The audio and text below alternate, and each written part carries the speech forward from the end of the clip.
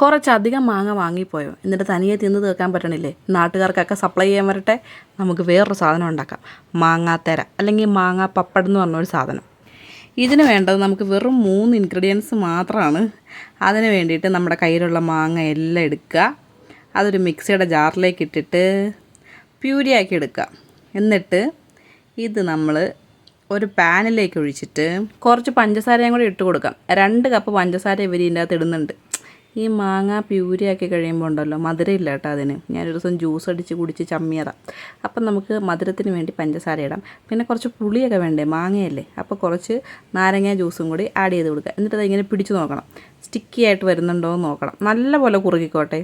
നന്നായിട്ട് കുറുകി കഴിയുമ്പം അതൊരു പ്ലേറ്റിൻ്റെ അകത്തോട്ട് ഒഴിക്കുക. ഇതിൻ്റെ അടിയിൽ നമ്മൾ വിട്ടു പോരാൻ വേണ്ടിയിട്ട് നെയ്യ് ഇടാം. കിടിലനായിക്കോട്ടെ എന്ന് വിചാരിച്ച് നെയ്യൊന്നും യൂസ് ചെയ്യരുത്, ദൈവത്തെ ഓർത്ത്. ഇച്ചിരി സാധാ എന്തെങ്കിലും എണ്ണ പുരട്ടി കൊടുത്താൽ മതി. എന്നിട്ട് വെയിലത്ത് വെച്ച് ഉണക്കുക. ഇതേ കണ്ട അടിപൊളി സൂപ്പർ മാങ്ങാ പപ്പടി. എന്ത് രസമല്ല കാണാൻ, കൊതിയാവുന്നു കണ്ടിട്ട്. നിങ്ങളൊന്ന് ട്രൈ ചെയ്ത് നോക്കുക. ഇഷ്ടപ്പെടുവാണെങ്കിൽ സബ്സ്ക്രൈബ് ചെയ്യുക. Bye bye.